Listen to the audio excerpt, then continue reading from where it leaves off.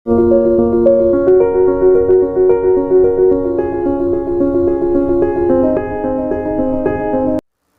हिंद।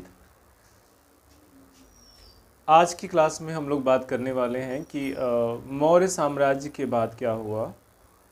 हालांकि प्लेलिस्ट में एक वीडियो डाली गई है जिसे शुंग वंश के नाम से डाला गया है और कहा गया था कि पुष्यमित्र शुंगा, जिसने तमाम बौद्ध अनुयायियों को समाप्त करके भागवत धर्म या वैष्णव धर्म की आगाज़ किया। लेकिन उस क्रम में पूरा डिटेल वीडियो आज वाले वीडियो में बताया जाएगा, डिटेल एक्सप्लेनेशन होगी। उम्मीद करते हैं कि एक लंबे गैप के बाद आप लोग उसी तरह से पढ़ाई जारी रखे होंगे। मेरी कई जगह व्यस्तताएं थीं, ऐसी व्यस्तताएं थी जिन्हें छोड़ा नहीं जा सकता था, इसलिए लगभग गैप हो गया। और अब कोशिश होगी कि अब अनवरत और लगातार आप लोगों को क्लासेस मिलती रहें, एटलीस्ट सारे सब्जेक्ट की, history, geography, polity, economics, current affairs, motivation, तमाम। हमेशा सेल्फ मोटिवेट रहिए और मोटिवेशन ही वो फायर है जिसमें जल करके, जिसमें तप करके पूरा का पूरा कैरेक्टर, पूरा का पूरा जो सक्सेस है वो परिपक्व होती है, मैच्योर होती है। दोस्तों, आज का वीडियो जो है वो पोस्ट मौर्य डायनेस्टी की बात है। मौर्य साम्राज्य का उदय बहुत ही शानदार तरीके से हुआ और किस तरह से घनानंद के मान की मर्दना करते हुए गुरु चाणक्य ने अपने शिष्य चंद्रगुप्त मौर्य की मदद से एक दंभी और एक निरंकुश और एक आताताई राजा का संहार किया। न केवल संहार किया बल्कि समस्त भारत को अखंड करने का काम गुरु चाणक्य, कौटिल्य और विष्णुगुप्त, इनके तीनों नाम हैं, उन्होंने किया। और उसमें उनका जो सारथी बना, उनका जो शिष्य चंद्रगुप्त मौर्य था। चंद्रगुप्त मौर्य के तमाम एलिगेंट और शानदार मौर्य साम्राज्य में कई राजा हुए, जिसमें आप जानते हैं कि उसमें अशोक हुआ, ठीक है।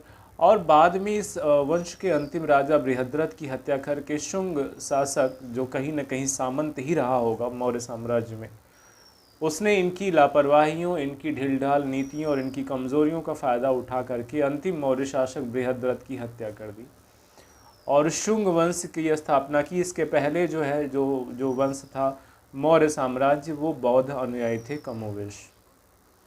लेकिन अब पूरी तरह से भागवत धर्म का प्रचार प्रसार हो गया, भगवान विष्णु, भगवान श्री कृष्ण की पूजा होने लगी और इस क्रम में कुछ डिटेल यहाँ पर लिखा गया है। तो इसका स्क्रीनशॉट भी ले लीजिएगा, पेन पेंसिल लेके, कॉपी लेके बैठिएगा और मेरे साथ में कुछ तथ्यों पर बात करिएगा जो सटीक और शॉर्ट है। तो चलिए बिना देर करते हुए इस पर हम बात करते हैं। यहाँ पे लिखा है मौर्योत्तर काल, यानी पोस्ट मौर्य डायनेस्टी। और उस पोस्ट मौर्य डायनेस्टी में पहला हमने क्या किया है, ब्राह्मण साम्राज्य, उसमें था शुंग वंश। ये जो शुंग डायनेस्टी है, इसके बारे में बात प्लेलिस्ट में पहले वीडियो में भी की जा चुकी है, तो बहुत डिटेल में नहीं जाएंगे। लिखा हुआ है कि बृहद्रथ की हत्या करके पुष्यमित्र शुंग ने जो है वो राजा बना और उसकी राजधानी विदिशा यानी एमपी थी, मध्य प्रदेश। और पुष्यमित्र शुंग ने पतंजलि की मदद से, ये योगाचार्य भी हैं और आप जानते हैं कि जो वर्तमान में जो गुरु रामदेव हैं, वो इन्हीं की शाखा को प्रचार प्रसारित करके आज योग को न केवल भारत में बल्कि पूरी दुनिया में ब्रांडिंग कर दिया है। तो पतंजलि की मदद से 2 अश्वमेध यज्ञ कराया और ये जो मानने वाले इनके देव थे वो कृष्ण थे, ठीक है। सांची के 2 स्तूपों का निर्माण भी कराया पुष्यमित्र शुंग ने। सांची मध्य प्रदेश में है और सांची का स्तूप संभवतः दुनिया का सबसे बड़ा बौद्ध स्तूप है। इसके बाद आता है अग्निमित्र शुंग, जो पुष्यमित्र शुंग का पुत्र था। ये इसके समय में यवन आक्रमण का वर्णन मिलता है। कालिदास का ग्रंथ है मालविका अग्निमित्रम, इसमें अग्निमित्र का मालविका के साथ संवाद का वर्णन है। इसमें अग्निमित्र जो ये राजा है, जो उसका पुत्र था, उसका मालविका के साथ संवाद का वर्णन है। और इसके बाद अग्निमित्र का जो भाई था उसका नाम सुजेष्ठ था और वो राजा बना। सुजेष्ठ के बाद वसुमित्र राजा बना, जो अग्निमित्र का लड़का था वसुमित्र।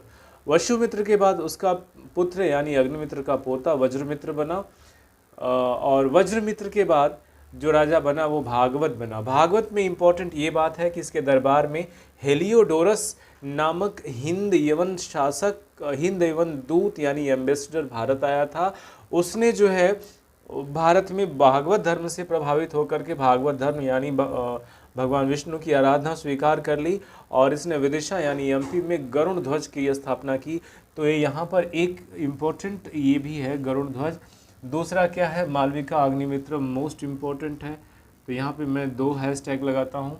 इसके बाद पतंजलि इम्पोर्टेंट है, यहाँ पर भी मैं 1 स्टार लगाता हूँ। पुष्यमित्र शुंग इम्पोर्टेंट है, यहाँ करता हूँ। बृहद्रथ इम्पोर्टेंट है, यहाँ करता हूँ। और इस तरह से इतने इम्पोर्टेंट को मैंने हैश लगाया है। इसके बाद इस वंश के बाद आंध्र सातवाहन वंश होता है, मतलब आंध्र प्रदेश के आसपास में कौन सा सातवाहन वंश था, इसे चेदी वंश के नाम से भी जानते हैं। देवभूति के बाद जो इसकी हत्या करके ऐसे विस्थापित करके जो पहला राजा बना आंध्र सातवाहन का, वो शिमुक था। शिमुक जो था 60 से 37 BC यानी ईसा पूर्व तक शासक था। और शिमुक के बाद जो है कृष्ण बना, कृष्ण प्रथम शासक बना। कृष्ण प्रथम के बाद सातकर्णी शासक बना और सातकर्णी जो है 27 से 17 BC था। अभी BC खत्म होने वाला है और AD आने वाला है। इसके बाद अगला राजा जो बनता है सातवाहन वंश का, वो गौतमी पुत्र सातकर्णी। सातवाहन वंश के बारे में ऐसा कहा जाता है कि सातवाहन वंश में पुत्र पुत्र करके लगाया गया है, ये उपाधियां लेते थे। संभवतः यहाँ पे मातृ प्रधानता, माता के नाम के साथ में बेटे का नाम जोड़ा जाता था, लेकिन इतिहास के पर्याप्त प्रमाण है कि माताओं का शासन नहीं रहा है पुरुषों का शासन, लेकिन सम्मान स्वरूप माताओं के नाम को राजाओं के नाम के साथ जोड़ा जाता था। तो इसमें राजा हुआ गौतमी पुत्र सातकर्णी और ये समय अब ईसा पूर्व से ईस्वी में आ गया है। 106 ईस्वी से 130 ईस्वी के बीच में, 106 से 30 लगभग 24 साल तक ये राजा बना और ये ब्राह्मणों में श्रेष्ठ कहलाया। इसे अद्वितीय ब्राह्मण भी कहते हैं। यह सातवाहन वंश का महानतम शासक था गौतमी पुत्र सातकर्णी। इसकी माँ बलश्री का नासिक के पास से अभिलेख प्राप्त हुआ है। ये भी एक इम्पोर्टेंट क्वेश्चन है, तो मैं इम्पोर्टेंट क्वेश्चन को हैश लगाता जा रहा हूँ। इसकी माँ का जो नासिक अभिलेख प्राप्त हुआ, दिस इज ऑल्सो इम्पोर्टेंट। दूसरा राजा होता है सातवाहन वंश का प्रमुख राजा, इसका जो पुत्र था उसका नाम था वशिष्ठी पुत्र पुलुमावी और ये 130 से 154 वर्ष तक, ये 24 वर्ष तक राजा रहता है। ये जो है 14 वर्ष तक राजा, ये भी लगभग 24 साल तक राजा रहता है। तो ये कॉमन सी बात है कि इसमें भी 24 साल ऐड कर लीजिएगा, इसमें भी 24 साल ऐड कर लिए, 24 साल ये राजा रहते हैं। लेकिन ये महानतम राजा था गौतमी पुत्र सातकर्णी। उसके बाद रुद्रदामन, वशिष्ठी पुत्र कुलमावी के बाद रुद्रदामन, उसके बारे में लिखा है कि रुद्रदामन प्रथम की पुत्री से विवाह कर लिया, किंतु दामाद और ससुर में प्रेम नहीं बना रहा, शत्रुता जारी रही। ऐसा कम देखने को मिलता है, दामाद बड़े प्रिय होते हैं, लेकिन यहाँ पे लगता है कोई नाराज़गी थी भाई, अब अंदरूनी बात है कौन जाने, किंतु शत्रुता जारी रही। रुद्रदामन ने 2 बार इसे हराया है, अपने दामाद वशिष्ठी पुत्र पुलमावी को, और इसको हराने के उपलक्ष्य में दक्षिण पथेश्वर की उपाधि धारण की। तो ये भी कई बार पूछता है कि दक्षिण पथेश्वर की उपाधि इसने किसने धारण की, तो ये इम्पोर्टेंट है। ये मेरा जो प्लेलिस्ट में जो वीडियो है ये सभी परीक्षाओं के लिए बराबर इम्पोर्टेंट है, चाहे आप पुलिस का देंगे, लेखपाल का देंगे, दारोगा का देंगे, लोअर PCS देंगे, PCS देंगे और IAS देंगे, तमाम परीक्षाओं में ये तमाम फैक्ट और ये घटनाक्रम इम्पोर्टेंट है। इसके बाद आते हैं, एक लेस इम्पोर्टेंट नाम है शिवश्री सातकर्णी। ये दामाद था वशिष्ठी पुत्र कुलमावी का, 154 से 165 रहता है, मतलब 11 वर्ष तक ये शासन करता है। इसके बाद यज्ञश्री सातकर्णी आता है, इम्पोर्टेंट है, इसने लंबा शासन किया, लगभग 30 सालों तक इसने शासन किया, 29 साल तक यानी 30 साल तक इसने शासन किया है। और इस तरह से यज्ञश्री सातकर्णी इम्पोर्टेंट है। इसके समय में आंध्र प्रदेश में इक्ष्वाकुओं ने अपनी राजधानी साम्राज्य बना लिया और अलग अलग जगह अलग अलग वंशों ने अपना कब्जा कर लिया, और ये अंतिम राजा था सातवाहन वंश का यज्ञश्री सातकर्णी। याद करने का तरीका आपका ये होगा कि आप सोचेंगे कि जब यज्ञ करते हैं तो उसमें अंतिम बार आहुति देते हैं, तो सातवाहन वंश का अंतिम राजा यज्ञश्री सातकर्णी था। इसके बाद हम आगे आएंगे तो इसमें लिखा हुआ है कि कलिंग के चेदी वंश, कलिंग जो एक जगह है जिसे आप उड़ीसा के नाम से आज जानते हैं, उसकी कैपिटल भुवनेश्वर है, और यहाँ पर चेदी वंश और खारवेल वंश का शासन हुआ था। चेदी वंश और खारवेल वंश में जो खारवेल है, यहाँ से एक क्वेश्चन पूछता है बच्चों, और अगर मेरी बात पे यकीन ना हो और आपके मन में आशंका है तो जा करके लास्ट ईयर के MCQ देखिए और क्वेश्चंस पेपर को सॉल्व करिए। उदयपुर यानी उड़ीसा की पहाड़ियों से हाथी गुम्फा अभिलेख मिलता है, और हाथी गुम्फा अभिलेख पूछता है किस राज्य में है, तो उदयपुर यानी उड़ीसा के राज्य में है। यहाँ पर वाकाटक वंश अगला वंश आता है। वाकाटक वंश जो रहता है उसके संस्थापक विंध्य शक्ति था। ऐसे याद रखिएगा कि माँ विंध्यवासिनी ने वकासुर को काटा, तो विंध्यवासिनी वाकाटक, ऐसे याद करना आसान होगा।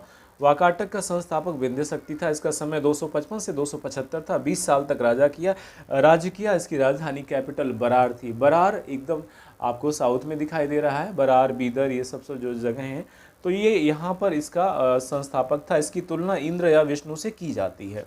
तो पूछता है कि किस शासक के, वाकाटक वंश का कौन सा शासक था जो अपने को भगवान विष्णु और इंद्र के बराबर कहता था?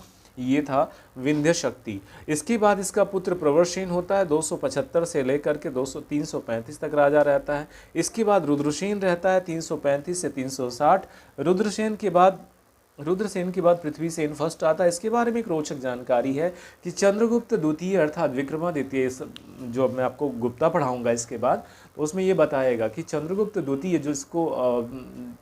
जिसको क्या बोलते हैं, विक्रमादित्य बोलते हैं, और उसकी पुत्री प्रभावती गुप्त से इसने विवाह किया था। इससे ज़्यादा फायदा गुप्तों को हुआ। तो ये दक्षिण और उत्तर का जो सामंजस्य चलता है, इसमें आप देखोगे कि इनके वैवाहिक संबंध भी स्थापित हुए थे। तो पृथ्वीसेन प्रथम ने गुप्त डायनेस्टी में जो प्रतापी राजा चंद्रगुप्त द्वितीय था, उसकी पुत्री प्रभावती गुप्त से विवाह किया। इसका समय 360 से 385 ईस्वी तक रहता है। उसके बाद रुद्रसेन द्वितीय 385 से 390। उसके बाद अंतिम शासक जो था वो कौन था? पृथ्वीसेन द्वितीय था, और ये 460 से 480, लगभग 500 ईस्वी तक की हम बात कर ली है। लेकिन प्लेलिस्ट में ये साउथ की हिस्ट्री थी।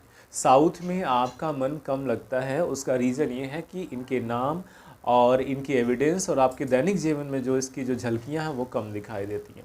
लेकिन अगले प्लेलिस्ट वाले वीडियो में हम बनाने वाले हैं किसको? हम आपको बताएंगे गुप्ता डायनेस्टी के बारे में, एक महानतम साम्राज्य जिसके बिना प्राचीन इतिहास को पूरा अधूरा माना जाता है। जब आप मौर्य नहीं पढ़े हैं, जब आप गुप्ता नहीं पढ़े हैं, अगर आपने इंडस वैली नहीं पढ़ा है, अगर आपने वैदिक काल नहीं पढ़ा, तो आपका समझिए कि पूरा प्राचीन गया। तो गुप्त साम्राज्य उत्तर में चल रहा है, दक्षिण में चल रहा है, ये सारे वंशज। और अगर मैं बात करूं समय की, तो आप जानते हैं कि गुप्त साम्राज्य की नींव 240 ईस्वी में कौन रखा था? किसने रखा था? श्रीगुप्त, फिर घटोत्कच के बाद चंद्रगुप्त प्रथम के बाद समुद्रगुप्त, चंद्रगुप्त द्वितीय, ये पूरी डायनेस्टी चलती है। और लास्ट में जा करके 510 ईस्वी में आपको भानुगुप्त का कौन सा अभिलेख मिलता है? ऐरण अभिलेख, जिसमें पहली बार सती प्रथा का उल्लेख मिलता है। और लास्ट में करते करते इस वंश का अंतिम राजा विष्णुगुप्त था, यानी लगभग 600 के आसपास। तो ये आप देख रहे हो, यहाँ पे भी लगभग 500 तक पहुँच गई कहानी। तो इन दोनों को कोरिलेट करके पढ़ेंगे तो आपको ज़्यादा मज़ा आएगा। ठीक है, इतिहास की इन वीडियो में ज़्यादा मसाला तड़का धूम धड़ाका नहीं होता है, इसलिए आपको बहुत इसमें जो आनंद का अनुभव करके आए थे कि हमें बीच में कॉमर्शियल ब्रेक मिलेगा, उनके लिए थोड़ी दुखद न्यूज़ है, क्योंकि ये घटनाक्रम आपको विजुलाइज करना पड़ेगा, आपको इतिहास में जाना पड़ेगा, और उन घटनाओं को विजुलाइज करेंगे तो आनंद निश्चित आएगा। इसका स्क्रीनशॉट ले लीजिए, स्क्रीनशॉट ले करके बाकायदे नोट्स बनाइए। देखिए, हमारा जो यूट्यूब चैनल है वो केवल और केवल विशुद्ध रूप से जो है एजुकेशनल चैनल है। इसमें बहुत तामझाम के साथ जब भी मुझे समय मिलता है, मैं आपके लिए विशुद्ध और क्रमवार तरीके से, प्लेलिस्ट में आप देखेंगे तो क्रम से सारे सिक्वेंशियल मैनर में आपको सारे सब्जेक्ट मिलेंगे। तो आपके लिए एक जगह पे निःशुल्क अगर कुछ मिल रहा है, सब कुछ रेडीमेड, तो उसे जो है उठाइए, उसका लाभ लीजिए, अपने दोस्तों में इसे शेयर करिए, और अगर पसंद आता है तो सब्सक्राइब करिएगा। हाँ, एक बात और, अगर आपकी समझ के लेवल पे किसी तरह का सलाह आप देना चाहते हैं तो आप ज़रूर दीजिएगा, क्योंकि हम आपके सलाह का जो है सम्मान करते हैं। इसी तरह से बने रहिएगा और अपना ख्याल रखिए, और शानदार करियर के लिए एकदम भिड़ जाइए, क्योंकि आप जानते हैं कि दुनिया में जो भी आदमी सफल या सुपर उपलब्धियों को प्राप्त करता है वो कहीं से बहुत ही अलग नहीं होता है, लेकिन हाँ, उसका जो फोकस होता है वो लेज़र की तरह होता है। जैसे लेज़र लाइट क्या करती है, मतलब आप सोचो कि किसी भी चीज़ को जलाने की क्षमता होती है, किसी चीज़ को काटने की क्षमता होती है, इतनी पतली और तेज़ बीम होती है। तो अपना फोकस बना के रखिएगा, करियर में क्या करना है एकदम क्लियर रखिएगा, क्रिस्टल क्लियर रखिएगा। कोई भी दुनिया की शक्ति आपको आपका करियर पाने से रोक नहीं सकती है। इन्हीं तमाम शुभकामनाओं के साथ आपसे विदा लेता हूँ। इसका स्क्रीनशॉट ले लीजिएगा। जय हिंद।